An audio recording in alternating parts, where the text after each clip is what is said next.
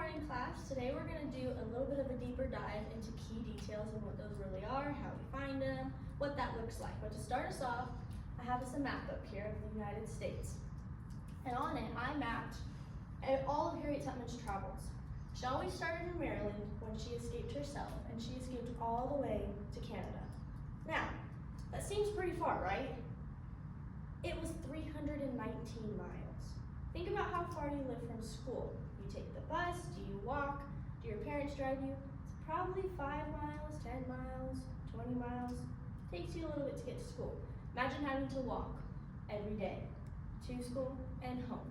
Wouldn't be fun, right? It took her 144 hours to walk there with no stops. All these black dots represent the safe houses that she stayed at, whether that was to sleep, to shower, to use the bathroom, to eat, to escape people trying to catch her. Whatever it took, she had to stop at some point. So it definitely took longer than 144 hours. She made that trip 11 different times. Back and forth, back and forth. Some of them she went way farther down south in the Underground Railroad, and some of them she didn't go as far, but it took just as much effort and time. Now, think about a time with your group, brainstorm, where the farthest place you have traveled is. Brainstorm that really quick with your partner. I think we're going to Texas. What do you think? I think the furthest that I've been is Hawaii. I went to Florida? Florida. I went for vacation. All right, Jenna, where's the farthest place one of you has traveled? I've traveled to Texas. Okay, so think about Arizona right here, and you're gonna go to Texas over here. Do you think that's farther than this one, or not as far? Maryland Farther? to Canada, Arizona to Texas. Not as far. Not as far, right. It took her so much effort to get to Canada. She had to cross the border and all these state lines to make it there. You can drive from Arizona to Texas. It would take you a while, but imagine if you had to walk that. Would you be able to do it? No. No. What would it take to walk that far? What kind of effort and time? Think about food, water, supplies, clothes, shelter. It takes a lot, right? So now I want to jump into key details. Obviously, traveling was a big part of Harriet Tubman's story. So I want to find stuff that supports that main idea, okay? So at your table, I want you to think, pair, share with your partner. We went over yesterday what key details are and how we find them. So think, pair, share with your shoulder partner what key details are and how we find them. Go. Okay, I think key details are like specific words in the text I agree. to help people understand. Mm-hmm. Yeah, I think they're just important parts that in the text that just tell the story, give the clues. Class. Yes. Okay, Jenna, can you tell me what key details are? Key details are, I think they are like specific words or could be even like a character or setting, plot, and just specific things from the text that help us remember what, like, give us context for what was happening. Those important ideas, right? Okay. Now, Arlene, can you tell me how we can find those key details? What kind of tools can we look for? Words that are appearing often. Mm-hmm. Got any other ideas? Maybe your partner, Bella? By reading the story in depth. In depth. And what else could we look for? Could we maybe look for the title of our book, the main character of our book, all sorts of things like that, right? Okay, in front of you, you have a couple pages from Who Was Harriet Tubman? With your shoulder partner, you are going to partner read these pages. Don't worry about getting all the way through. I'm going to give you a couple minutes. I'll be walking around to check in with you. If you have questions, if you're stuck on a word, let me know. And for right now, I just want you to read as much as you can. As you're reading, you're going to highlight anything that you find to be an important detail of this story. You don't have to be 100% sure, but I want you to at least try, okay? Go ahead and start. Okay. Do you want to start? Yes, I'll start. But they had not been sold yet. It was lunchtime and the auctioneer was taking a break. Right then, John Bowley walked to the slave pen.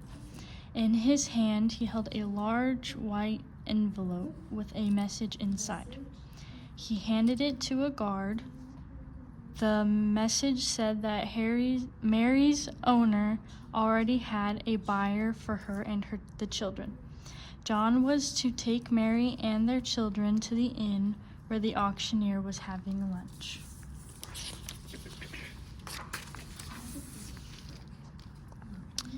The message was a trick. It was not from Mary's owner, but the guard did not suspect anything. John took Mary and the children. Quickly, they went down the street, but they did not go to the inn to find the auctioneer.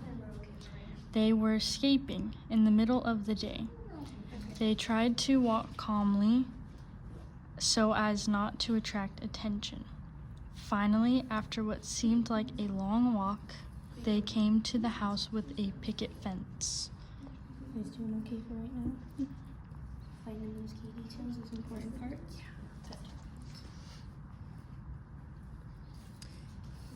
Inside was a Quaker man.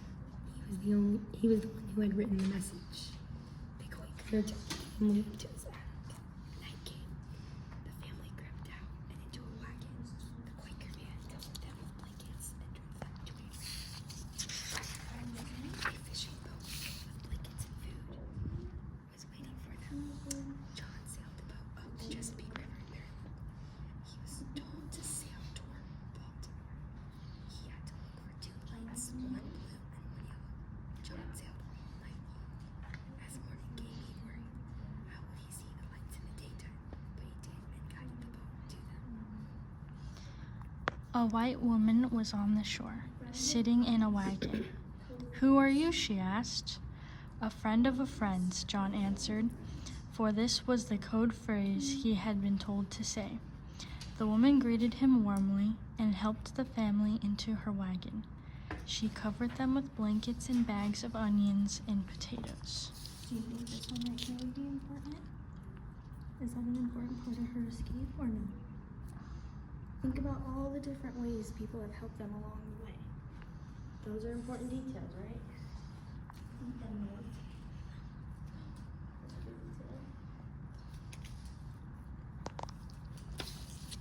Good job.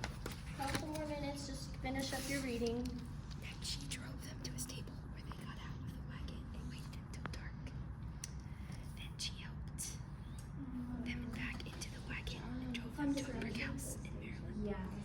The white woman knocked on the door and then they all went inside. There was Harriet waiting for them. She had arranged for the boats and for the wagons.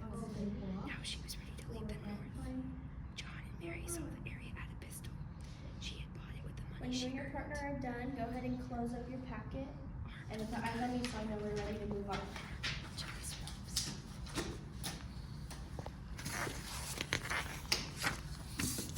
Alright, now I want us to go in depth on what those kind of key details you found were. So think, pair, share with your shoulder partner one more time. Which part of that part we just read stuck out as most important? Go ahead and share that with your partner and then raise your hand when you're ready to share out loud. Okay. What was most important? What stuck out to you the most? I think one of the things that stuck out to me was they greeted them warmly. That's them helping, as they would be learning about helping people. Yeah. So that showed that they were helping people and they were being kind. Which detail stuck out? I think some key details was just them, the buyer, and then their escape story, and that it was a trick, and that the buyer was there to save them. Mhm. Okay, are we ready? Okay. So, what one did you and your partner find, and on what page did you find it? We saw on page 56. Okay, everyone go ahead and go to page 56 so we can follow along. We saw that at the end of the page 56, they had run the day and traveled at night. Good. Does everyone have that highlighted? They hid during the day and traveled at night. I think that's very important to the story because it's a big part of what they did, right? Okay, Jenna and Bella, do you guys have a different one maybe? we said on page 52, Flip to page 52, please. Okay. that the message was a trick, and that they used that to escape in the middle of the night. Okay, so the message was a trick, and they used it to escape in the middle of the night, correct? Yes. Good. That is also very important because the message is the whole way they got away in the first place, right? Mhm. They snuck that letter. Okay, do you have any other ones that stuck out to us? Think about who helped them, maybe. What were the big steps they took to get away? Did they hide? Did they take a boat? Did they walk? Did they take a horse? Yes, Arlene. The Quaker man On which page are you? on 53. 53? The Okay, Quaker wait, man man. took the family up to his attic. Good. That was a big part of their journey was the Quaker man. He's the one who helped them hide, right? Who else may have helped them? So we have that the message was a trick. We have that the Quaker took the family to the attic. What happened next in their journey? That was so important.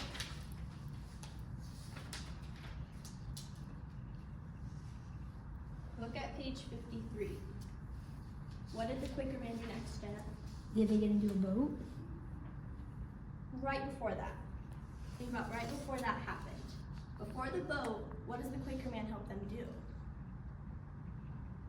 Escape to the wagon. To the wagon, good. Quaker man covered them with blankets and drove them to the river. Then what happened? The boat. Then the boat. Right? Then they find the boat. Okay, so the boat is a big part too because that's how they got downriver, right? So let's highlight the Chesapeake